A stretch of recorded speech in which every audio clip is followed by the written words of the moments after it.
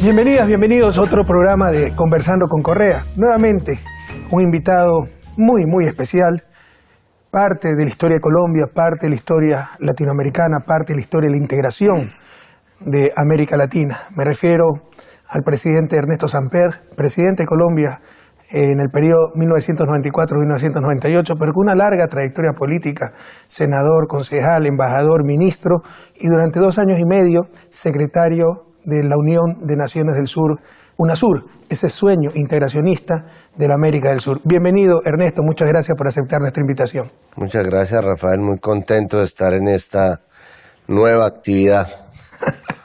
Bueno, nadie puede adivinar el futuro, y los que han intentado frecuentemente se han equivocado, pero ¿cómo será el mundo del futuro? Un mundo de bloques, un mundo de pequeños países. Hemos visto los intentos independentistas aquí en Europa, Cataluña, norte de Italia, la propia Flandes, en Bélgica. Sin embargo, la América Latina tiene todo, sobre todo esa América hispanohablante, con la misma historia, la misma cultura, el mismo pasado, la misma visión. Tiene todo para formar un gran bloque y tener mayor presencia mundial. Eso fue lo que intentó parcialmente UNASUR con la América del Sur, pero tenemos también intentos de integración de toda América Latina, por ejemplo, con la Comunidad de Estados Latinoamericanos del Caribe, CELAC. ¿Cómo sentiste tú esa integración? ¿En qué situación la dejaste? ¿Cómo ves el futuro? Es una sensación agridulce, Rafael, porque de una parte es claro que el sistema multilateral que se inventó el mundo después de la Segunda Guerra Mundial, no está funcionando. O sea, el multilateralismo como forma de convivencia no está funcionando. Entonces lo que uno esperaría es que el mundo evolucione nuevamente hacia un regionalismo sano. Pero ahí se encuentran obstáculos, por ejemplo, como lo que está pasando en Cataluña, que ese intento caricaturesco de independencia de Cataluña le hace mucho daño al fortalecimiento de un concepto sano de lo que deben ser regiones y bloques de regiones. Y ahí es donde yo creo que en el caso de América Latina nosotros tenemos, como bien decías, una ventaja infinita sobre otras regiones. Tenemos ante todo una fuerte identidad, una ciudadanía en el concepto de pertenencia con todos los países de América Latina y los países del sur, por supuesto. Hablamos una misma lenguaje, tenemos una misma identidad, compartimos una misma historia, es lo que se llama la casa grande, no es nuestro gran inmueble que nos regalaste de UNASUR en la mitad del mundo, sino es un concepto de cómo podemos unirnos nosotros y cómo tenemos un concepto de nación. Aquí en Europa es 34 naciones que están tratando de hacer integración.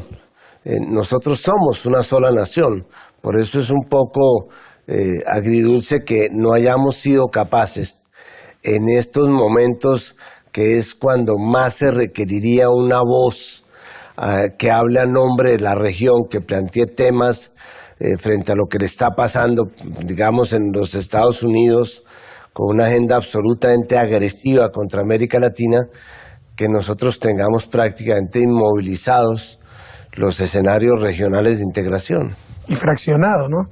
Recuerda que, bueno, este fue el sueño de nuestros libertadores, empezando por Simón Bolívar, y América Latina, lo que conocemos como América Latina, se inició con unidades políticas de mayor tamaño, la República Centroamericana, la propia Gran Colombia, pero luego ambiciones, intereses, fraccionaron todas esas unidades políticas.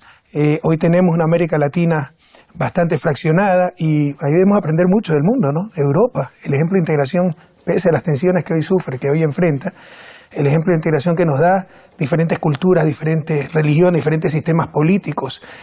Hace 60, 70 años se mataron por decenas de millones durante la Segunda Guerra Mundial, pero tuvieron esa voluntad política de unirse. Claro. Mientras que los europeos tendrán que explicarle a sus hijos por qué se unieron. Los latinoamericanos tendremos que explicarle a nuestros hijos, si algún día logramos esa tan deseada integración, ¿por qué nos demoramos tanto? Porque tenemos todo.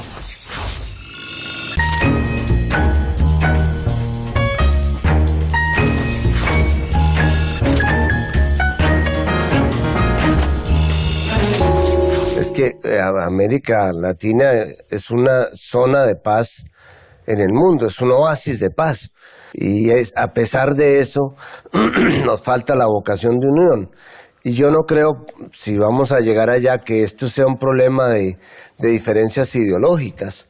Esta no es la primera vez que la región tiene una marcada signo ideológico hacia un lado, como lo tuvo cuando yo era secretario hacia otro lado, y hemos logrado convivir con diferencias ideológicas. Aquí hay un problema mucho más de fondo, Rafael, y es que hay unas amenazas a la gobernabilidad que trascienden las simples disputas ideológicas.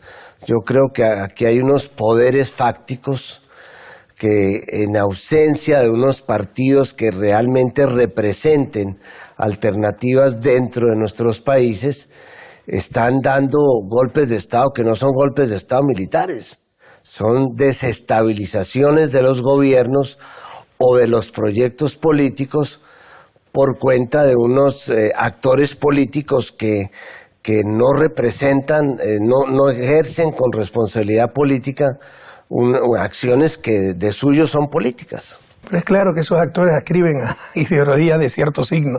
Claro, lo dice un protagonista, ¿no? Claro, terminan favoreciendo sin que se hagan a nombre de una ideología, que es lo peligroso.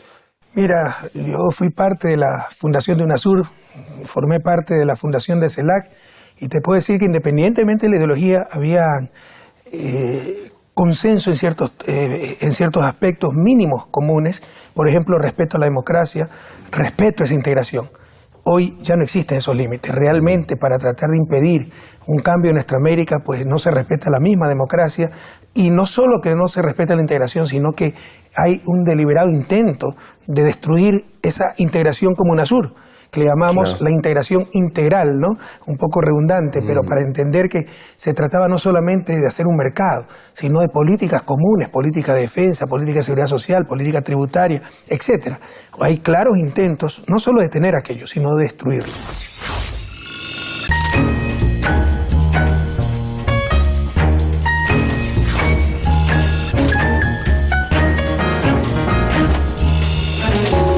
Es verdad, pero hay que también saber de dónde viene UNASUR. De alguna manera la región al terminar el siglo pasado estaba absolutamente desconcertada porque había aplicado un modelo que fue el modelo neoliberal durante los últimos 20 años, que no generó unas tasas de crecimiento importantes, pero que sí generó una mayor pobreza. Y lo que hicieron los países reunidos en UNASUR, repito, sin distingos ideológicos entonces, fue entender que si no se hacía una inversión en legitimidad, es decir, si no se hacían los esfuerzos consistentes por luchar contra la pobreza y por tratar de reducir la desigualdad, esa falta de legitimidad iba a terminar comprometiendo los sistemas democráticos, que es lo que de alguna manera puede suceder, porque después de 10 años de que estos gobiernos hubieran logrado sacar 100 millones de personas entre el 2000 y el 2014 de la pobreza, hoy día uno de los grandes desafíos que tiene la región es que podríamos involucionar y esas personas que lograron salir, devolverse a la condición de pobres, que obviamente es mucho más duro, que no es tan duro para una persona que no reciba algo que nunca ha recibido, a que le quiten algo que por primera vez tiene. Y ya las cifras de la CEPAL muestran que en estos últimos 4 años hay por lo menos 10 millones de latinoamericanos que han vuelto a su condición de pobres. Eso se podría conjurar con un buen proyecto de integración, pero ahí es donde hay miedo a la integración, porque nosotros o miramos hacia arriba o miramos hacia el lado. Sí, y no solo se trata de tener más presencia en el mundo, sino optimizar recursos al interior de la región. Hablábamos contigo, por ejemplo, ¿no?, para enfrentar desastres. No es que cada país puede tener un avión cisterna, por poner un ejemplo muy concreto, para apagar incendios forestales, eso es extremadamente caro. Pero la región como región sí lo puede tener. Podemos tener una política común de defensa. En todo eso, hace algunos años se avanzó muchísimo. Lastimosamente, esos intentos de coordinación de políticas regionales se han detenido. Pero también se trata de claros objetivos económicos. Habría que preguntarse si economías pequeñas, con baja productividad, abiertas, como te lo decía en el mundo de hoy, pueden sobrevivir el vendaval de la globalización neoliberal, que te criminaliza la principal de las movilidades, la movilidad humana, pero te liberaliza cada vez más la movilidad de mercancías y la movilidad de capitales. Y los capitales como un vendaval que arrasan los países pequeños por donde pasan si es que ya dejan de ser de su interés. Entonces, todo eso con una mayor integración, incluso soñando una moneda común, ¿verdad? Como con bloques económicos, monetarios de mayor tamaño, pues estás más protegido hacia los capitales especulativos, hacia esta movilidad internacional de capitales. De acuerdo, pero acuérdate lo que pasó cuando yo fui como presidente al lanzamiento del gran Tratado de las Américas que hizo el presidente Clinton, que nos íbamos a volver el gran bloque americano de las Américas para enfrentar el bloque asiático y el bloque europeo. Usted vivió la era Clinton como presidente. Sí, a mí me tocó. Yo ni nací en esa época. Bueno, pero naciste en una época peor. Pero bueno, entonces todos vinimos con la ilusión de que por fin el sueño bolivariano se iba a dar. ¿Y qué pasó? Que a los 6 meses ya Estados Unidos tenía un tratado de libre comercio con Centroamérica y había roto la comunidad andina porque había hecho un tratado de libre comercio con Colombia y con Perú y había convencido a Chile, entonces se había dañado el ideal de Mercosur. Y ese tratado de libre comercio que ofrecía a los Estados Unidos era todo para los intereses de Estados Unidos, muy poco para nosotros. Era como el negocio que le proponía una gallina a un cerdo para poner un negocio de huevos fritos con tocino.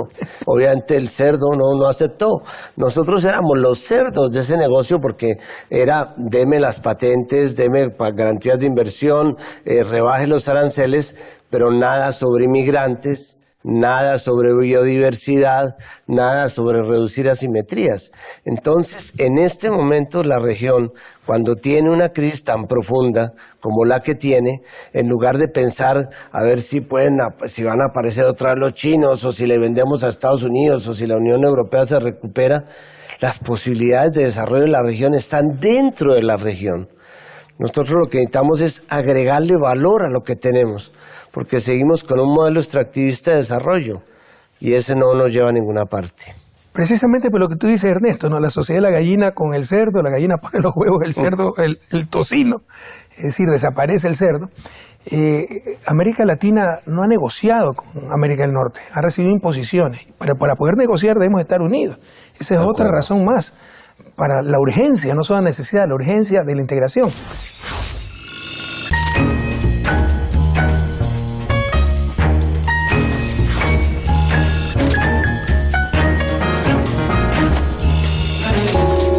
Pero tú fuiste 2 años y medio secretario de UNASUR.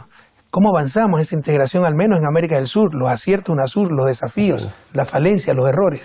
Mira, para mí fue una experiencia fascinante, porque hay temas de UNASUR que definitivamente yo reivindico. Por ejemplo, el Consejo Suramericano de Defensa.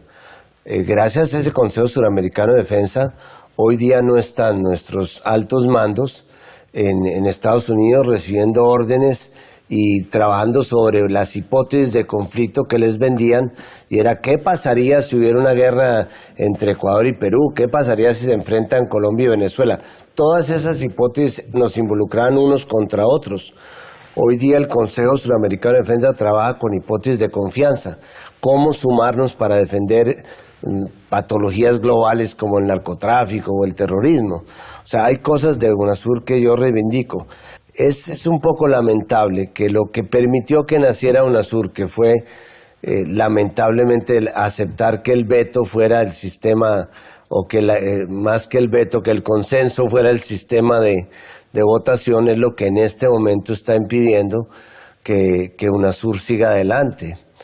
Y es que no se ha podido encontrar la manera de llegar a un secretario. Te cuento una anécdota por haber sido parte de la historia y de esa historia, ¿no? Cuando fuimos a Brasilia, si la memoria no me falla, para firmar el inicio, la fundación de UNASUR, ahí leímos los presidentes, lo que habían preparado nuestros delegados, es decir, las cancillerías, los diplomáticos, y yo me di cuenta que eso no tenía mucha experiencia, llevaba 1 año de presidente, pero era suficiente para saber que eso no iba a funcionar precisamente por la regla de consenso, que la puedes ver desde el otro lado, la capacidad de veto. Basta un país que se oponga para frenar cualquier decisión, elección de secretario, cualquier decisión de UNASUR. Además, pues el secretario general que tenía que dirigir la entidad estaba en cuarto lugar y lo ponía un poco menos que secretario ejecutivo, nada más, no un secretario para recibir órdenes. Y servir tintos, Sí, servir café. En primer lugar estaba el Consejo de Presidentes, luego el Consejo de Cancilleres, luego el Consejo de Notables, ¿cómo es que se llama? De altas autoridades, para darse espacio a estos burócratas, y de ahí venía el secretario. Por eso una decisión no escrita, ¿no? Fue tratar de que el secretario sea un expresidente para que la persona haga el puesto. Pero obviamente esa fue una falla muy grave. Yo me negué a firmar. Me invitaron a un desayuno, Lula, Hugo Chávez, Evo, y me convencieron de firmar y que después iban a corregir aquello, e ingenuamente creí aquello. Porque para corregirlo necesitaban el consenso. No, y para corregirlo necesitaba que pase de nuevo por todos los congresos, senados, asambleas, y ese es un proceso extremadamente complejo. Entonces quedó ahí y por eso es muy fácil inmovilizar UNASUR por la capacidad de veto. Pero también esta estructura, ¿no? En donde en cuarto lugar está el secretario general. Claro, ahora, al margen de eso, que es algo que hay que arreglar, yo sí veo que la región necesita reencontrarse. Y por eso a mí no me disgusta la CELAC como un escenario de reencuentro de la región. A mí me sonaba un poco raro como representante de Sudamérica encontrar a los mexicanos como si fueran de otro país o de otra región. Todos tenemos la misma, compartimos esa casa grande. Habría que pensar en una, como muy bien lo definiste alguna vez, necesitamos una OEA sin los Estados Unidos, pero esta CELAC así con una presidencia que se va cambiando como cada año sin que tenga un seguimiento. Necesitamos una CELAC con una Secretaría Ejecutiva fuerte, que tenga la capacidad de representar y de hacerle el seguimiento a los temas que le interesan a la región. El diseño institucional era más o menos esto, la visión. UNASUR, una integración integral. No solo procesar ahí nuestras diferencias, que también para eso sirvió UNASUR, sino proyectos conjuntos de desarrollo, armonización de políticas, los consejos sectoriales, etcétera. Pero, por ejemplo, nunca logramos integrar en UNASUR otros procesos subregionales con otra visión, básicamente una visión de mercado, como Mercosur, o la misma Comunidad Andina de Naciones. Y CELAC era ese espacio más bien para discutir y procesar nuestras diferencias, sin tener que ir a Washington.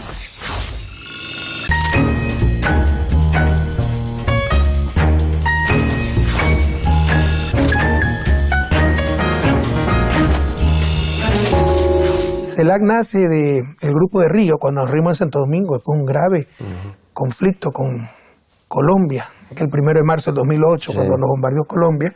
Entonces había la cumbre del Grupo de Río en Santo Domingo, se cambió la agenda, pasamos un día ahí los presidentes, pero logramos superar ese gravísimo problema. Habían tensiones extremas en la región entre Colombia, Ecuador, Venezuela, y se superó gran parte del problema. Ahí nació la idea de tener nuestra propia comunidad, nuestro propio espacio, para procesar nuestra diferencia y no tener que ir a Washington. Eso es ridículo. Claro. O sea, un problema Colombia, Ecuador y lo discutir a Washington. ¿Qué sentido tiene eso? De acuerdo. Pero fíjate que en la CELAC, cuando tuvo Ecuador la presidencia, prácticamente funcionaron todos los comités y las reuniones se hicieron en UNASUR. Y ahí nosotros participamos con las mismas inquietudes, las mismas problemáticas, el tema de la salud, el tema de la educación. Entonces creo que en la región hay que hacer un salto cualitativo hacia definir un mecanismo que permita una representación efectiva. Y repito, no tiene sentido ahora hay un grupo de Lima, se está armando un grupo de no sé dónde, se están haciendo grupos por intereses de afinidades. Eso era el papel que debía jugar UNASUR o Mercosur o los organismos de integración. Que hay tanto que hablar, pero ¿cuáles fueron los errores tal vez que cometimos? Ya nombramos algunos en la fundación de UNASUR, pero por ejemplo, no sé si el público conozca que UNASUR tiene 4 idiomas oficiales: español, portugués, inglés y neerlandés. Inglés por Guyana y neerlandés por Surinam. CELAC, en su interior, acoge países cuyo jefe de Estado todavía es la reina de Inglaterra. Entonces, ese puede ser un error. Y hay algunos reyesuelos en América también, pero bueno. Creer que la cercanía geográfica te da coincidencia de valores, principios, objetivos, visiones, etcétera. Y como decía mi madre, pues el que mucho abarca poco aprieta. Pero en todo caso, CELAC también es intento, insisto, de tener un espacio regional para procesar nuestras diferencias y que un problema entre Colombia y Ecuador no tengamos que irlo a discutir en Washington, en la OEA, a la cual Fidel Castro llamaba el Ministerio de las Colonias. Y como tú bien dices, financiado por Estados Unidos, y es clara la hegemonía de Estados Unidos y en general de América del Norte, Estados Unidos y Canadá. La idea es que tener un mundo de bloques, o al menos tener el bloque regional latinoamericano y caribeño, y como bloque encontrarnos en el seno de la OEA para discutir nuestras diferencias con el bloque norteamericano. Iríamos con un poco más de fortaleza o con menos debilidad. Fíjate que de alguna manera se está haciendo con la Unión Europea. CELAC ha tenido unos diálogos importantes con la Unión Europea que han servido para identificar comunes denominadores. Yo lo que pienso es que a nosotros nos quedó esto a mitad de camino porque no tuvimos el relacionamiento que a mi juicio era lógico para UNASUR, que es el relacionamiento sur-sur. Nuestros verdaderos aliados hacia el futuro pues es el sur asiático, el sur africano, el tema de los BRICS. La región en este momento vive una especie de orfandad por el tema de Brasil, lo digo con todo respeto. Cuando yo llegué a UNASUR, Brasil de alguna manera era una especie de transatlántico que se movía y ayudaba a mover y a conseguir los consensos. Hoy día eso no existe, no está ese actor importante que fue Brasil y que lo fue durante mi época. Que era Lula da Silva. Pero además era una puerta abierta al Asia, al África, y esto no es una cosa retórica de los no alineados ni nada de eso. Las cifras muestran claramente que los niveles de crecimiento del comercio y de las relaciones económicas entre los países del sur o el sur duplican las cifras de crecimiento con los bloques tradicionales.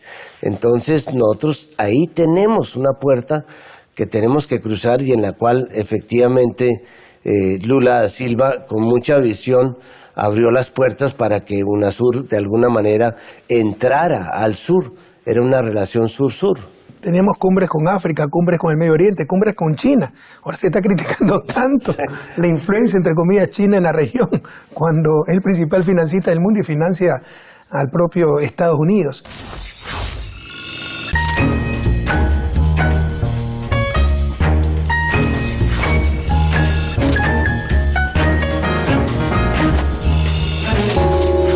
Retomando una idea que mencionaste, el sistema interamericano. Aquí no se trata de ser anti algo, ¿no? En lo personal yo quiero mucho a Estados Unidos, viví 4 años allá. Chauvinista. No estoy de acuerdo con la política exterior de Estados Unidos, pero la sencillez, la honestidad del pueblo norteamericano siempre me ha agradado mucho y le estoy muy agradecido a ese país porque en la época de Clinton no pude estudiar ahí y sacar 2 títulos universitarios. Pero es claro que no podemos seguir discutiendo nuestros problemas en Washington. Es claro que un sistema interamericano, la Comisión Interamericana de Derechos Humanos, no puede seguir con su sede en Washington, un país que no ha firmado ninguno de los tratados de derechos humanos de América, ninguno. El Tratado de San José. No, ni siquiera ha ratificado la Convención de San José, el principal instrumento de derechos humanos de la región y uno de los principales del mundo. Que está financiada esa comisión, en su mayor parte por Estados Unidos y por países europeos, extrarregionales. Estados Unidos, que no se somete a las decisiones del sistema interamericano, porque no ha ratificado el Pacto de San José, ¿no? Y Europa, que no es parte del sistema, es decir, pagan para controlar a los latinoamericanos. Claro. ¿Cómo podemos aceptar esas cosas? Entonces se necesita una reforma, un sistema interamericano, latinoamericano más que interamericano, nuestro. Porque además somos los países latinoamericanos los que hemos firmado todos los instrumentos. No, y mientras que la Comisión tiene un presupuesto de pulón, la Corte Interamericana, que se supone que toma las decisiones, tiene un presupuesto de Lázaro. Y no puede ocuparse sino de los casos que le mande la Comisión. Esto es absurdo. Y tiene que pasar por Washington. Sí. Y mira las contradicciones, ¿no? Defensores de derechos humanos, por ejemplo, las víctimas de la dictadura.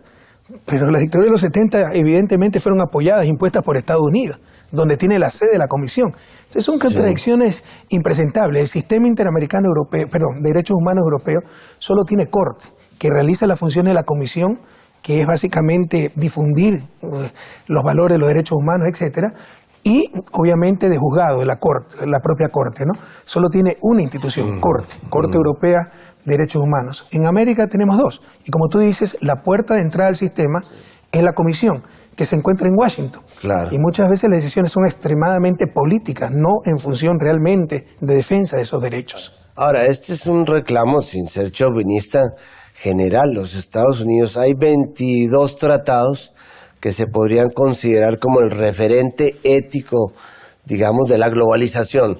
Los derechos de los niños, los derechos de las mujeres, los tratados de Ginebra sobre derecho internacional humanitario, la Corte de la Haya. De esos 22 tratados, Estados Unidos creo que ha firmado uno. Entonces, yo creo que ahí hay un reclamo. Ahora, ahorita estamos dándonos trumpadas en América Latina, ¿no? Porque realmente nunca habíamos tenido una agenda tan agresiva como la que tenemos hoy. Entonces, creo que este es un excelente momento para que aún los sectores de derecha que han visto cómo Trump les ha acabado pues de sus ideales de libre comercio y todo eso, nos pongamos de acuerdo en tener una agenda autónoma y una agenda que refleje realmente nuestros intereses. ¿Existe la voluntad para crear esa agenda en el momento actual en la región? Nosotros dos tenemos un buen amigo que a mí me encanta, que es Mujica. Nosotros tenemos dos papas en América Latina, Francisco y Mujica. Y tú dices que el Papa Francisco es doblemente infalible. Por papa, pero sobre todo por argentino. Ah, sí, claro. Has debido citar primero lo argentino. Sí.